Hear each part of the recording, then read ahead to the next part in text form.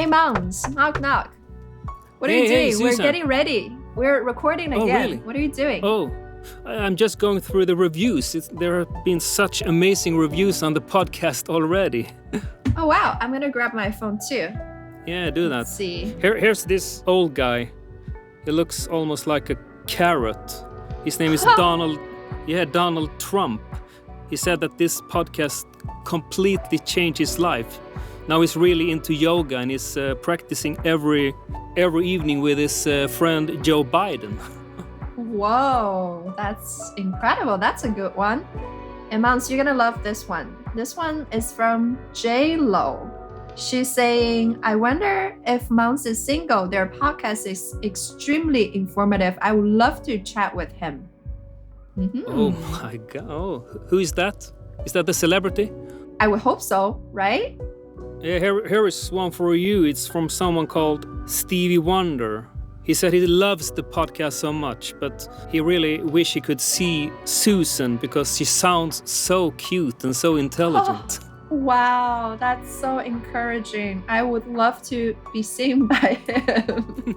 You know what I think? What do you think? I think let's roll the intro. Yes, let's do it. And we're going to be connecting with our amazing guests this time to talk about arts and how to express like an amazing yogini. Modern Day Yoga Talks brought to you by New York City-based yoga and meditation teacher Susan Hu and Stockholm-based musician and producer Songs of Eden. Now welcome to Yoga Yay as we connect with guests from all over the world. Hi, Rukmini. We're so happy to have you on our podcast today. Today, we're going to talk to you about your arts, how you live as a modern day yogini, and just super excited to be able to connect with you today. Oh, thank you. So happy to be here and just excited for our conversation. Yeah, I'm super excited too. And I became a fan in like 1 hour after scrolling through your amazing Instagram. It was just mind-blowing. I thought I just gonna take a quick glance so I have a little knowledge about who we're talking to, since I wasn't familiar with you before. But then I look at the watch. Oh my God! 40 minutes later, I'm still you got scrolling a new fan. Wow! Yeah. Oh, thank you, man. I'm so honored. Thank you for joining the Rooksy family. Incredible. So every time we actually start our podcast with a little welcome, it's like a special welcome. We were wondering if you would join us. It's called a welcome Om. So we turn the welcome into an Om so we can call out to this sacred vibration. Would you be up for that? Yeah, definitely. All right, let's do it. Welcome. Welcome.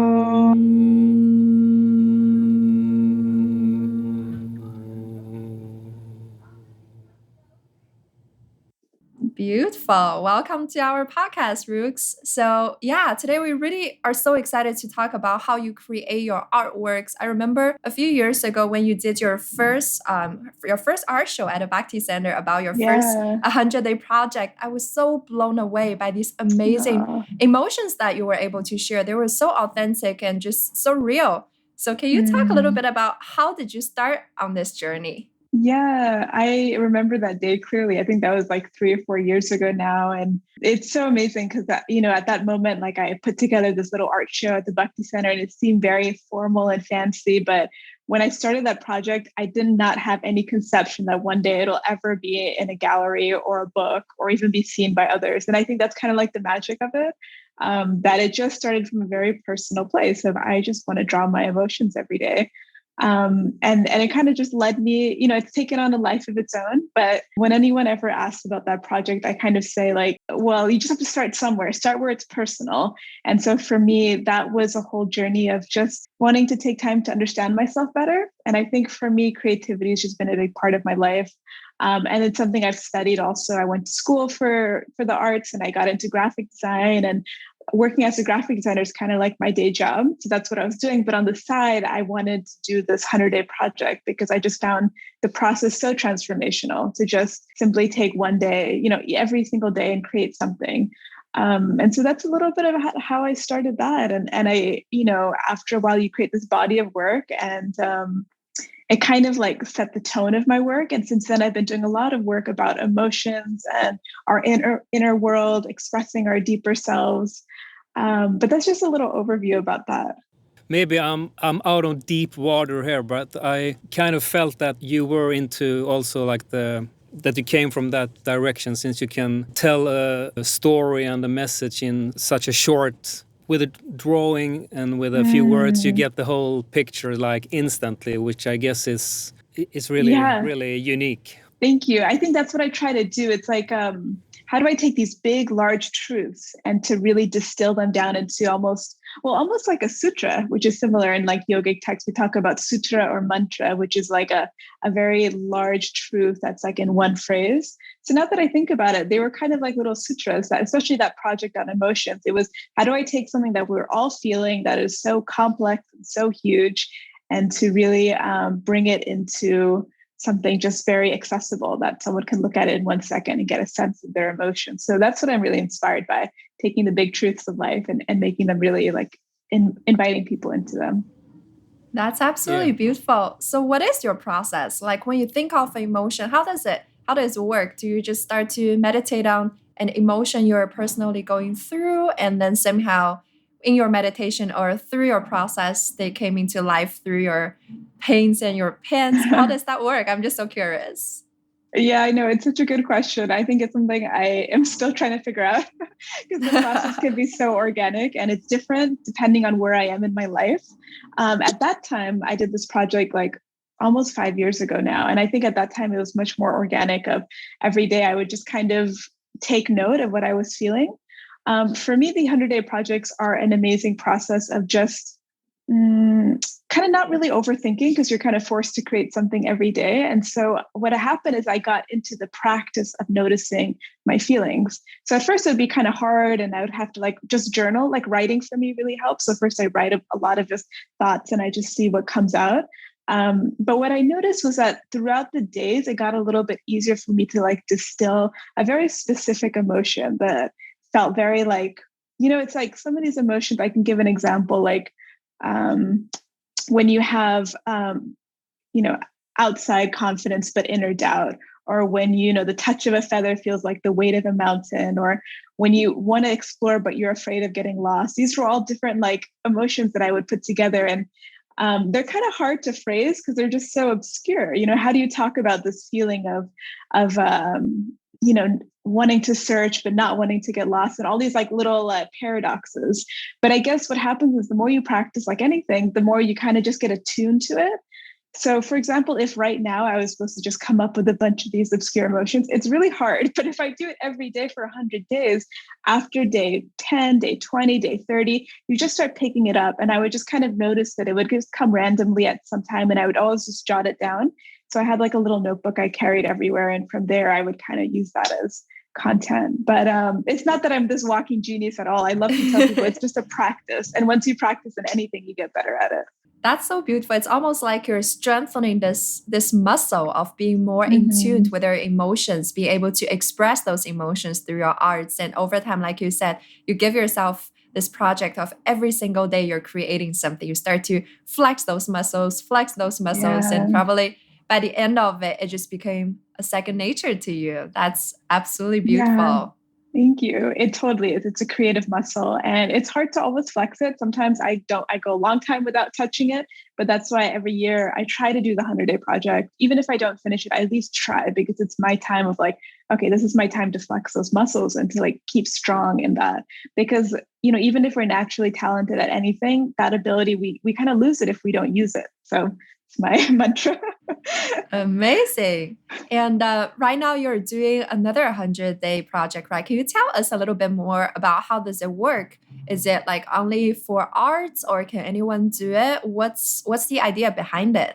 Yeah. So if anyone knows me or has followed me even for like, just a short time, I talk about this project a lot. It's kind of what I've built my creative career off of.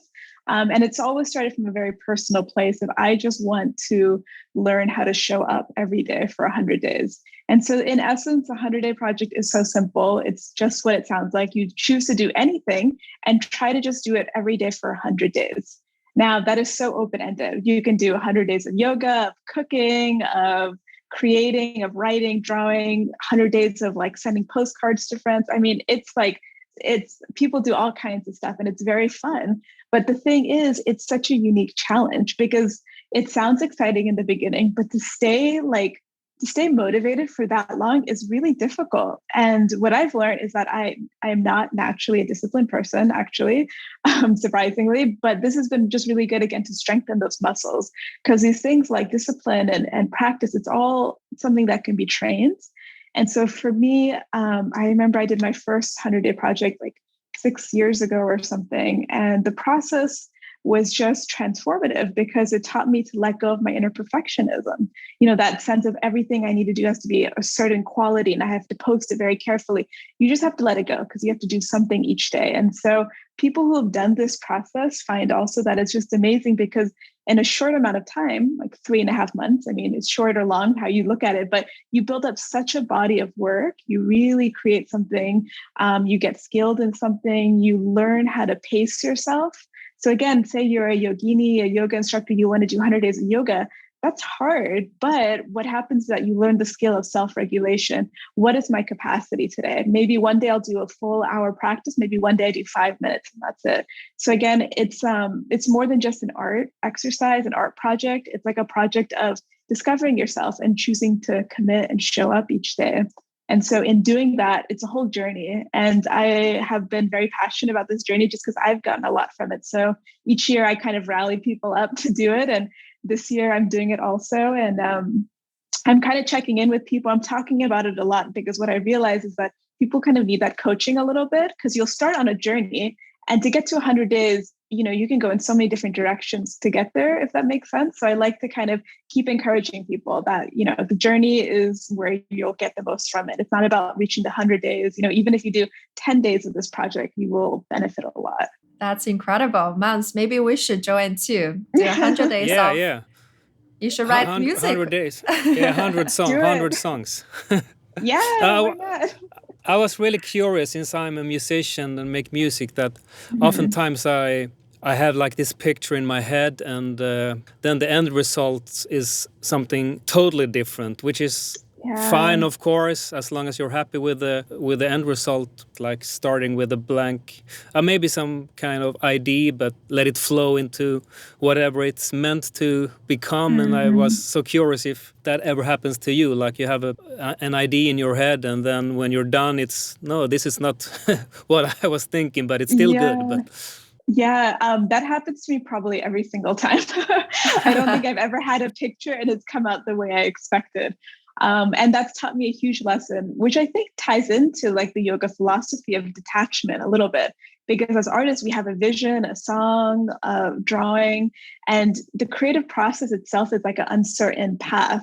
So when you step on it, it might turn out not the way you expected, or maybe not as good, or it might turn out better. But the idea is like how to work with this kind of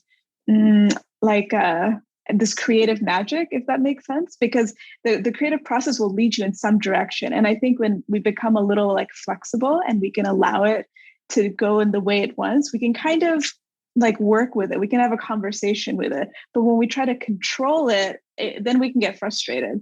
So there's times where I have like a very specific vision and I'm trying to really control the result and it's not turning out the way I want. It's like super frustrating. But then like I take a break, I take a step back, I come back to it with a different perspective, and I like let go of that resistance a little bit. Then it's like interesting what comes. It might not be what I expected, but it might even be better, or it might like lead me in some other direction. So that's what I love about the creative process. It like really teaches you to let go a little bit and like let go of controlling. Like you're kind of in collaboration with something bigger, if that makes sense. And so I always find that very, very interesting. It's such a beautiful way of really practicing trusting, like trusting you're channeling whatever creative energy is passing through you. You're basically doing your duty, but also being detached from what's coming out. I feel like that's the perfect way to really describe how you're really doing this creative work, but kind of almost like taking yourself out of it. You are just being a channel of that. I think that's absolutely beautiful. That's beautifully said, Susan. I think that's the goal. I get like glimpses of it. I'm totally not in that space, but I do think having that yoga background, because yoga and the Bhagavad Gita and all these texts, they talk so much about detachment and like how to just do your duty. And I think that has really influenced me. And so in a good way, because it teaches me when I get stuck, I'm like, oh, it's because I'm controlling. I'm trying to be a perfectionist. And like, what happens if I let go of control and I ease into things, or I just do my duty and just show up every day and see what happens. That I find is a lot more beneficial. Like stuff really happens. And that's what gives me a lot of faith in the creative process. Do you think that your yogic background has helped you in a way when it comes to emotions and drawing them? I mean, has that helped to make that journey faster if compared to someone else? Yeah, that's a great question. I think so. I think if anything, I don't know if it's made it faster, but it's definitely made it like, it's giving me like a bigger perspective. So I kind of have like the vocabulary almost, instead of saying, oh, I'm stuck, it can be like, oh, it's because I'm controlling. I need to let go. Like all these kind of like this philosophy of this whole like, just the spiritual philosophy and the yoga philosophy, I think having that so much kind of ingrained in me in so many different ways, I think it's very beneficial, because instead of feeling really stuck, you get a larger perspective. Okay, why am I stuck? What is the bigger picture here? Where do I need to let go of? Where do I need to trust more? And all of that is, it's really helpful. So I'm definitely grateful. And I don't always see the parallel actually between like yoga and art, but it's definitely cool to see it because it's there. Yeah, for me, it sounds like almost like you're seeing your art through the lenses of yoga, the yoga philosophy, because this philosophy, they were already so deep a part of you. So when you're looking, when you're looking at your art, when you're working through your creativity, they just naturally came out. That naturally lead me to ask is, Rooks, you grew up in a yogi family. What is it like for you to grow up with parents who were practicing yoga, bhakti yoga? Like for you, your whole life, you have been living the life of yoga. How's that been affecting you and just helping you grow, I guess, in general? Yeah, definitely. I mean, I think now looking back, I see a lot of how that's influenced me. It's funny because if I tell people I grew up in a yoga family doing yoga, but they'll be like, "What? Your parents are like into yoga?" And I'm like, "No, they don't do physical yoga at all. That is not the culture I grew up in." So it can be a little like it's a little hubris. It's a little misleading, but in the sense of like, I grew up with the yoga philosophy very much so. For example, like so much of yoga is based from the Bhagavad Gita, and so that is like a sacred text that I grew up with. And I grew up basically as a Hare Krishna in the Hare Krishna tradition, which is really stemmed from Bhakti yoga, from yoga. And so again, growing up, you just feel like I'm doing kind of like a Indian religion. Like sometimes you don't make the connection. Again, later on, I see how valuable it is. But growing up, you just feel like a Hare Krishna kid and you're just kind of like, yeah, I do these interesting traditions and like, I'm vegetarian, I'm this, I follow all these rules and you don't know why or why it's benefiting you. So to be fully honest, I grew up loving my tradition in one sense because it was so colorful, so beautiful. I loved going to the temple and all the ceremonies and the songs and singing. Like there's so much richness to it.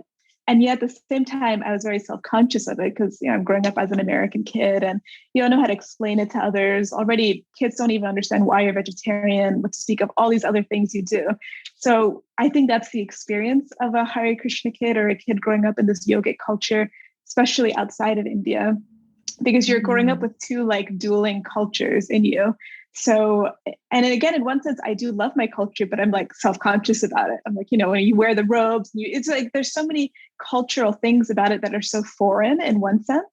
And again, as a kid, you don't understand the richness of it. Like, wow, like this is like so valuable. You just like, okay, it's a little weird. I don't want to tell my friends in high school I do all these things. So that was my experience that I kind of felt like I lived two lives a little bit. There was the Rukmini who goes to the temple on Sundays and does all the traditions and knows the Bhagavad Gita, and then, regular high school Rukmini. And I think that is very common. I would say it wasn't until like my 20s or more when I was in college that I was starting to integrate them both.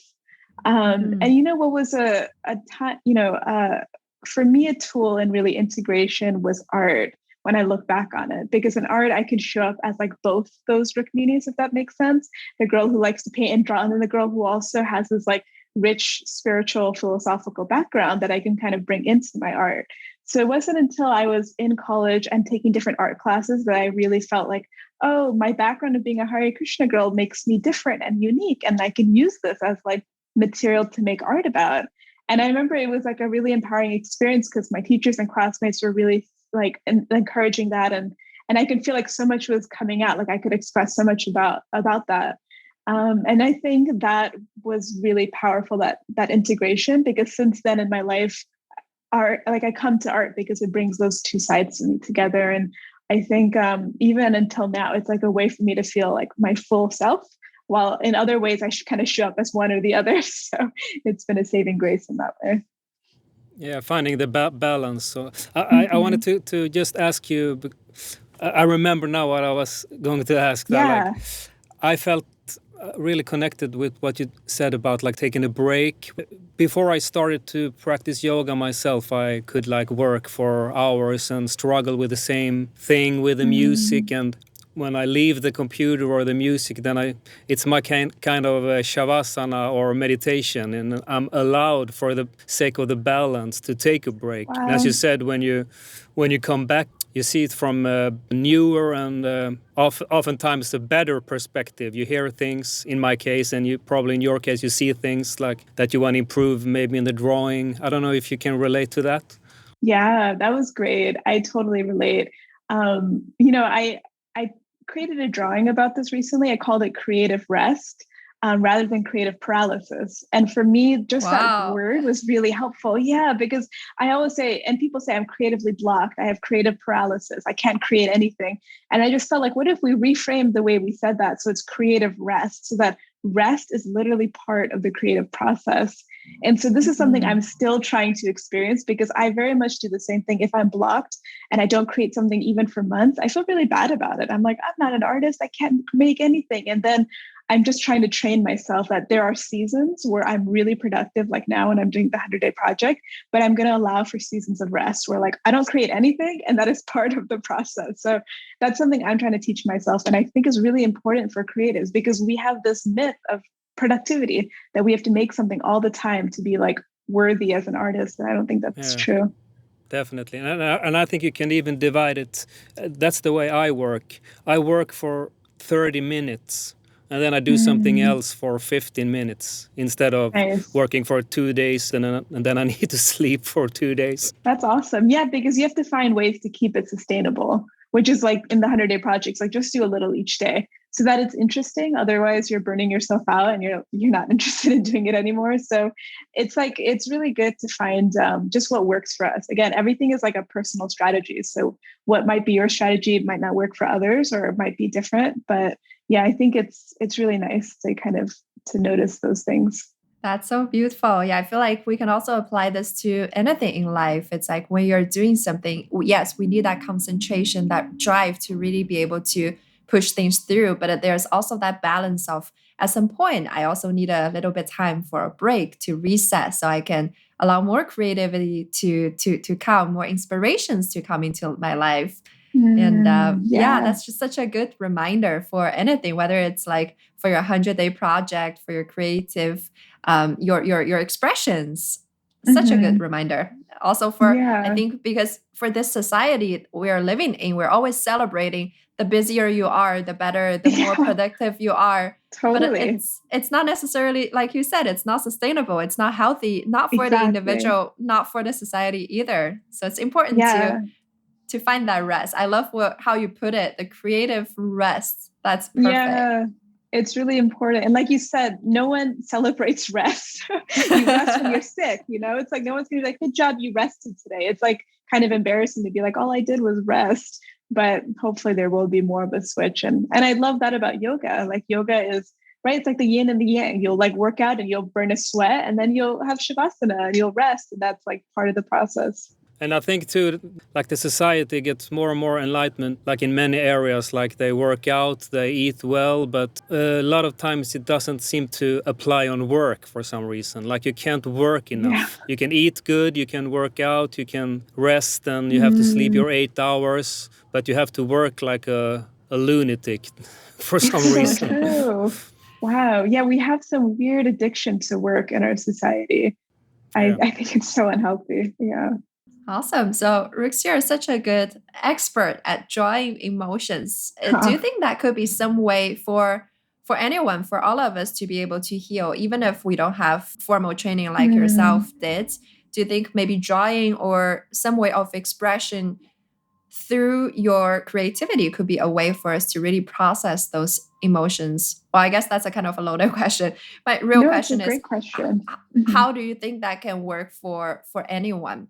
Yeah, I do think it can work for anyone. And I'm glad you asked it because only recently I've been starting to teach, which is something I've never really done before. I never thought of myself as like a teacher. And even now I see it more like I facilitate groups. But I think since last July, August, especially when COVID kicked in and I started doing more online programs, I started to teach people how to draw their emotions, which is really interesting. Incredible. Yeah, I mean, part of me was like, I never thought that was possible, but I've been testing it out. Like I was developing just little exercises and it all started very small. Anything I do starts as like a small seed of no expectation and like turns into something else. But I just got, I put a little like Instagram thing and I did a really cheap like Zoom call, like $10 drop in or something.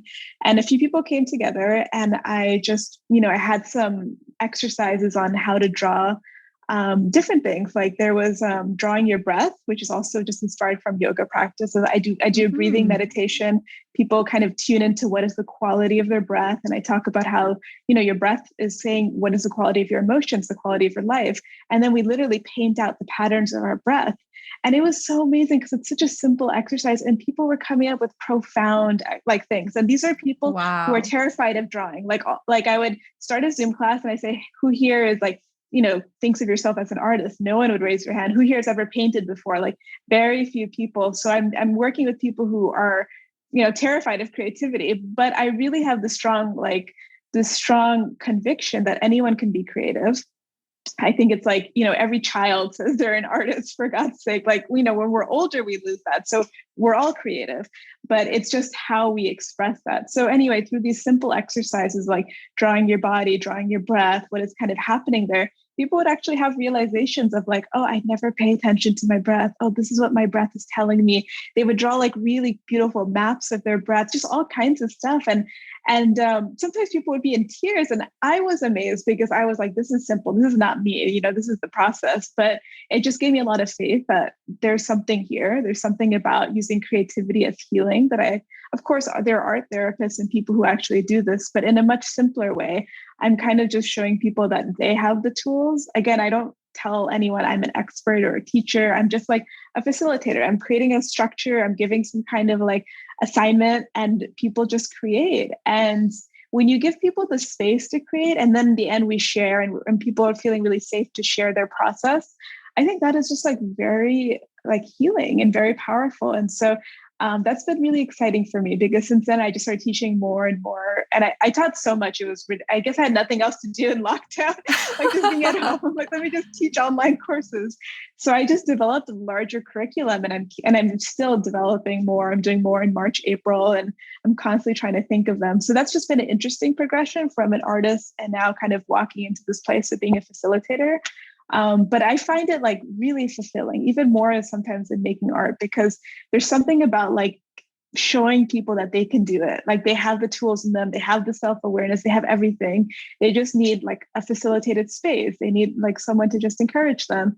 So that has been just really cool. If anyone is willing and has that open-minded heart, they can draw their feelings. That's so incredible. And that's so empowering because I feel like we all go through different emotions at days, but it's very rare someone who even sit down and even meditate on those emotions, not to say actually process those.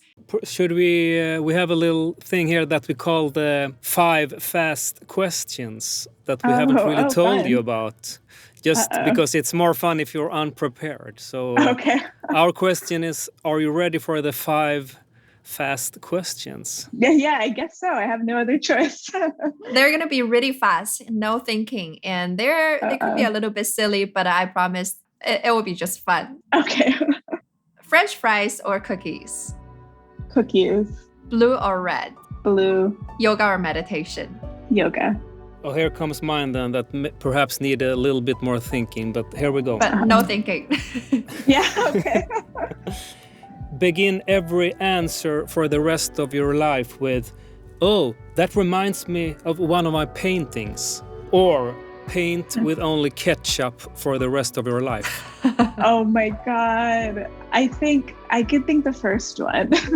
I don't know if I can do the ketchup. Okay, here's the second one. Paint with your eyes closed or through the hands of Britney Spears. That is so funny. I don't even know what the Britney Spears one is, but I'll do it with Britney Spears. We'll figure out a way to do it. Amazing. Okay, last one. Susan or Mons? Oh, this one is just gonna get me like in a fight with someone. I don't know if this is possible. You don't have to answer. Can I that say one. both? All right. Yes. Amazing. Yeah, thank you so much for joining us today to just really share your journey, who you are. I feel like really your art says for who you are, just really authentic, a seeker who's so willing, so open to share her emotions, but also to be able to share the process of how to heal through those expressions. So in closing, we also usually do a short, silly, not really a dance. We just say our name, Yoga Yay. We're wondering if you would join us as well. You can dance, of course. Sounds good. So basically we say yoga, then we do the yay. All right. Shall we do it? Mouse, would you do the honor to come? I would love to. Are you ready, guys? Yes. Yes. 1, 2, 3. Yoga. Yoga. Yay!